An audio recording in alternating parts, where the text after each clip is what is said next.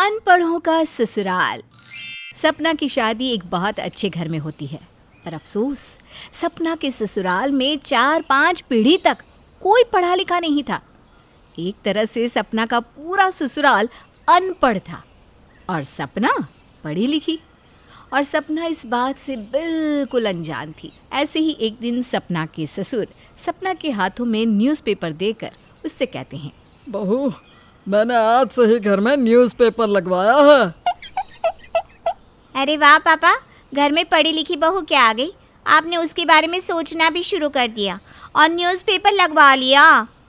अरे गुड़िया बेटा, ये अखबार तो मैंने अपने लिए लगवाया है।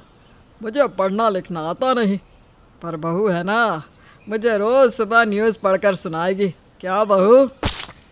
हाँ हाँ पिताजी, क्यों नहीं। सपना इस बात से अनजान थी कि उसका पूरा ससुराल अनपढ़ है। उसे लगता था कि शायद उसके सास ससुर ही अनपढ़ हैं।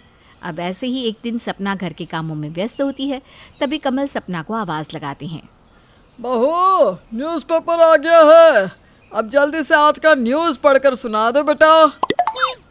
गुड़िया, मैं रोटी बना रही हूँ, पिताजी हॉल में मेरा इंतज़ार कर रहे हैं। अब तुम एक काम करो ना, आज पिताजी को तुम न्यूज़पेपर पढ़कर सुना दो।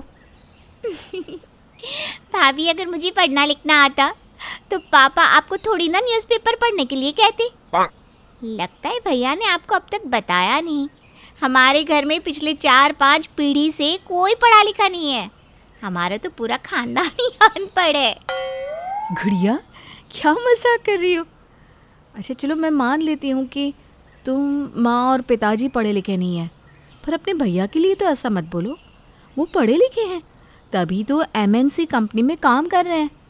भाभी, गलत फहमी से बाहर निकलिए। और रही भैया की बात, तो हाँ, भैया MNC कंपनी में काम करते हैं, पर वो वहाँ कंप्यूटर पर नहीं बल्कि बाहर धूप में गेट के बाहर चौकीदारी का काम करते हैं। पर देखिए, हमारे पास ना पैसों की कमी नहीं है, क्योंकि हमारी बहुत सारी खानदानी ज़मीन जो है। इतना बोलकर गुड़िया वहाँ से चली जाती है। सपना को जब ये पता चलता है कि उसका पूरा ससुराल अनपढ़ है, तो उसके तो पैरों तले ज़मीन खिसक जाती है। और रात को जब सपना का पति रोहित घर आता है, तो सपना गुस्से में उससे कहती है, आपने और आपके पूरे परिवार ने मुझे धोखा दिया। अगर मुझे पता होता कि मेरा पूरा ससुराल पिछले 4-5 पीढ़ी से अनपढ़ है, तो मैं ऐसे अनपढ़ घर में कभी शादी नहीं करती। सपना, मैं मानता हूँ कि मेरा पूरा परिवार अनपढ़ है, और मेरे घर वालों को भी यही लगता है कि मैं भी उनकी तरह अंगूठा छापूं, पर मैं 12वीं पास हूँ। पर अफसोस उसके आगे कि मैं पढ़ाई नहीं कर पाया, क्योंकि मुझे हर महीने घर में पैसे देने होते थे। इसलिए मुझे अपनी पढ़ाई छोड़कर चौकीदारी का काम करना पड़ा, और मैंने ये पढ़ाई भी घर वालों से छुपा कर करी है। दूसरे शहर जा रहा हूँ काम करने, ये बहाना दिया था घर पर। अरे पर क्यों आपने आगे की पढ़ाई नहीं करी? अगर आपने आगे की पढ़ाई कर ली होती तो आज आप इतनी बड़ी कंपनी में चौकीदार नहीं बल्कि मैनेजर होते। क्योंकि मेरे घर वाले पढ़ाई के खिलाफ है। उनके हिसाब से पढ़ाई लिखाई में कुछ नहीं रखा। अगर ऐसी बात है तो अब मैं आपको आगे की पढ़ाई करवाऊंगी। मैं भी देखती हूँ मेरे पति को पढ़ने लिखने से कौन रोकता है। आने वाली पीढ़ी अब अनपढ़ नहीं रहेगी। सपना ठान लेती है कि वो अपने 12th पास पति को आगे की पढ़ाई करवाएगी और उसका करियर बनवाएगी। इसीलिए अगली ही सुबह जब सब खाने की टेबल पर साथ में बैठे थे, तो सपना इस बारे में अपने ससुराल वालों से बात करती है। मुझे पता चल चुका है कि मेरा पूरा ससुराल अनपढ़ है। मैं नहीं चाहती कि हमारी आने वाली पीढ़ी भी अनपढ़ हो। मैं पढ़ी लिखी हूँ, इसलिए मैं चाहती हूँ कि मेरा पति भी पढ़े लिखे और चौकीदारी का काम ना करके कोई अच्छी नौकरी करे। सुनिए जी, बहू बिल्कुल सही कह रही है। हम अमीर हैं, पैसों की भी कमी नहीं है, पर फिर भी हमारा बेटा चौकीदारी का काम करता है, ये मुझे बिल्कुल पसंद नहीं। सही कह रही हो तुम। कुछ लोगों ने मुझसे भी रोहित के बारे में कुछ ऐसी बातें कही जो सुनकर मुझे बिल्कुल अच्छा नहीं लगा। इसलिए मैंने सोच लिया है कि अब मेरा बेटा चौकीदारी का काम नहीं करेगा, बल्कि मेरे साथ दुकान पर बैठेगा। अरे हमारी खुद की इतनी बड़ी दुकान है। अब कैसी बात कर रहे हैं? मैं यहाँ रोहित जी के आगे की पढ़ाई की बात कर रही हूँ, और आप लोग हैं जो उन्हें दुकान पर बिठाना चाहते हैं। भाभी, माँ और पापा सही तो कह रहे हैं। भैया आप पढ़ लिख कर क्या करेंगे? अच्छा यही है कि वो पापा के साथ दुकान पर बैठ जाए। माफ़ करना गुड़िया, पर तुमने खुद ने तो पढ़ाई लिखाई की नहीं, इसलिए तुम्हें नहीं पता कि इंसान का शिक्षित होना कितना ज़रूरी है। मैंने कह दिया ना, रोहित जी पढ़ाई करेंगे तो मतलब पढ़ाई करेंगे। मैं भी देखती हूँ मेरे होते हुए रोहित जी को कौन दुकान पर बिठाता है। बहू, इस घर के मुखिया तुम्हारे ससुर जी हैं, इसलिए इस घर में उन्हीं की चलेगी। रोहित बेटा, कल जाकर ऑफिस में कह देना कि अब तुम चौकीदारी की नौकरी नहीं करोगे, बल्कि अपने पापा के साथ दुकान पर बैठोगे। इतना बोलकर सपना की सास और पूरा परिवार सपना से नाराज़ होकर वहाँ से चला जाता है। क्योंकि रोहित ने भी अपने घर वालों के सामने अपने लिए आवाज़ नहीं उठाई थी, इसलिए सपना को अपने पति पर बहुत गुस्सा आता है। वो रोहित पर भड़कने लगती है। रोहित, ये सब क्या है? मैं आपके लिए घर वालों से लड़ रही हूँ ताकि आप आगे की पढ़ाई कर सको और अपने पैरों पर खड़े हो सको। पर आप हैं जो गूंगे बनकर खड़े थे। आपको भी अब अपने माँ बाप के खिलाफ जाना होगा, तभी आप कुछ कर सकते हैं। पर सपना, मैं अपने माँ बाप के खिलाफ कैसे जाऊँ? मैं अपने माँ बाप के खिलाफ भी नहीं जा सकता और ना ही दुकान पर बैठ सकता हूँ।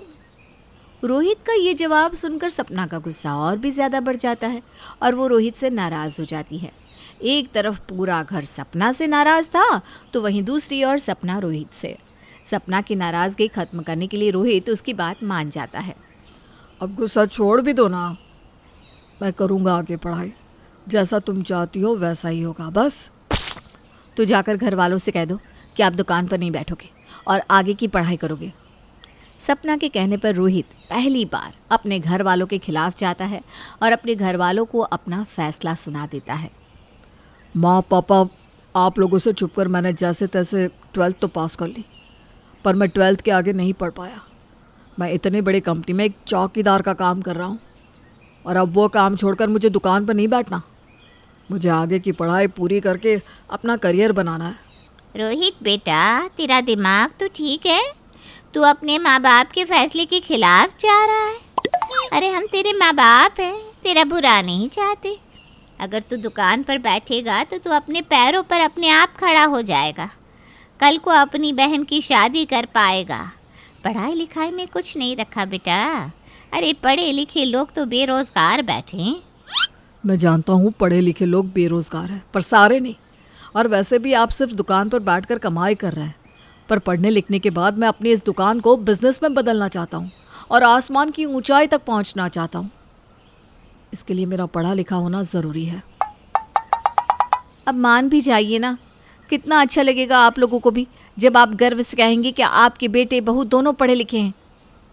गलती कर दी हमने इस घर में पढ़ी लिखी बहू लाकर, और उससे भी बड़ी गलती हमने अपने बेटे पर विश्वास करके कर दी। अरे हमारे ही नाक के नीचे इसने 12वीं कक्षा तक पढ़ाई कर ली और घर में किसी को पता भी नहीं चला। मुझे यकीन नहीं हो रहा, आज के ज़माने में भी आप लोगों की सोच नहीं बदली, पर मेरी सोच बदल चुकी है। छोड़ दीजिए, हमारे बेटे ने फैसला कर लिया है, अब वो हमारी नहीं सुनेगा।